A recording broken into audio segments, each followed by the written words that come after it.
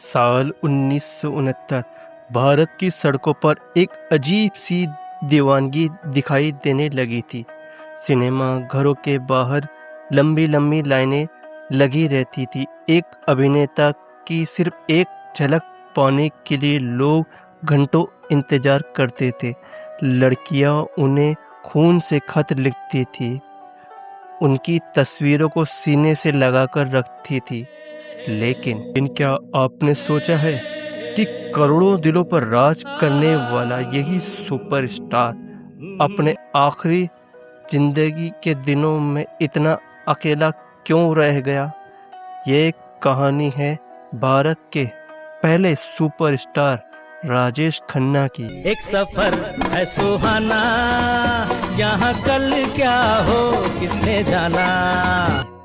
एक ऐसा सफर जो एक साधारण लड़के जतिन खन्ना से शुरू हुआ और भारतीय सिनेमा के सबसे चमकते सितारे पर जाकर खत्म हुआ।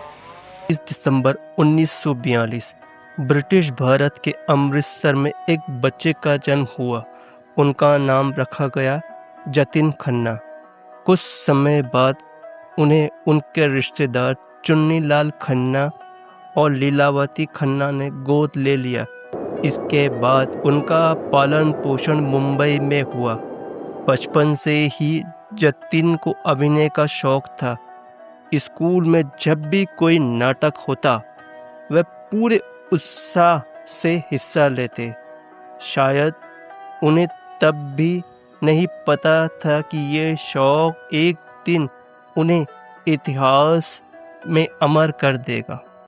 क्या हुआ, कैसे हुआ, कब हुआ। कॉलेज में पहुंचते पहुंचते अभिनय उनका जुनून बन चुका था। वह थिएटर करते, किरदारों को जीतते और हर प्रस्तुति के बाद लोगों की तालियां बटोरते। लेकिन फिल्मों तक पहुंचना आसान नहीं था। हर दिन सैकड़ों नौजवान मुंबई आते थे सपनों के साथ, लेकिन सफलता बहुत कम लोगों को मिलती थी। जतिन खन्ना ने भी कई ऑडिशन दिए, कई बार रिजेक्ट हुए, लेकिन उन्होंने हार नहीं मानी। उन्हें भरोसा था कि मेहनत कभी बेकार नहीं जाती। साल 1965 फिल्म फेयर यूनाइटेड प्रोड्यूसर्स का एक राष्ट्रीय टैलेंट प्रतियोगिता आयोजित की गई। देश भर के हजारों युवाओं ने हिस्सा लिया। जतिन खन्ना ने भी उसमें शामिल हुए, ता वही बने। ये तीर चलते हैं, आहा दिए जलते हैं, भूल ही जीत उनकी जिंदगी का सबसे बड़ा मोड़ साबित हुआ। इसके बाद फिल्म निर्माताओं ने उन्हें नोटिस करना शुरू कर दिया और यही उन्हें नया नाम मिला, राजेश खन्ना। एक ऐसा नाम जो आगे चलकर भारतीय सिनेमा की पहचान बन गया। साल 1966 में उन्हें पहली फिल्म आखिरी खत मिली। दिल ढूंढता है न अब मंजिल। इसके बाद उन्होंने कुछ और फिल्मों में काम किया, लेकिन वह बड़ी सफलता अभी दूर थी।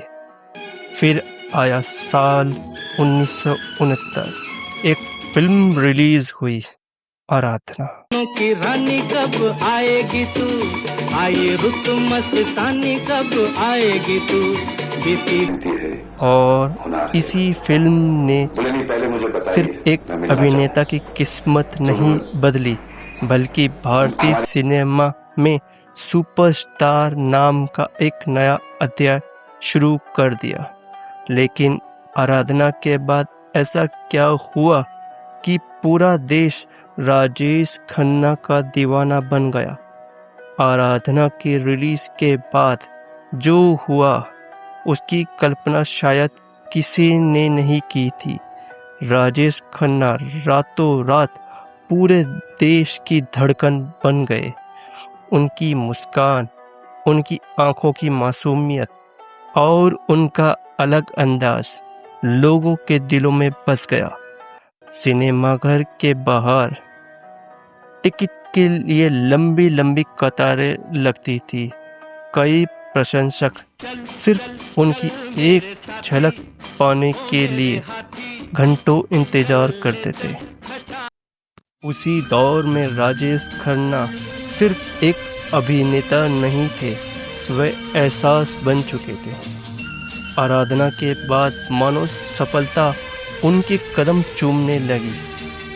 उसके बाद दो रास्ते, कटी पतंग, आनंद, हाथी मेरे साथी, अमर प्रेम, एक के बाद एक कई सुपरहिट फिल्मों का ऐसा दौर आया कि निर्माताओं को उनसे तारीख पाने के लिए महीनों इंतजार करने लगे।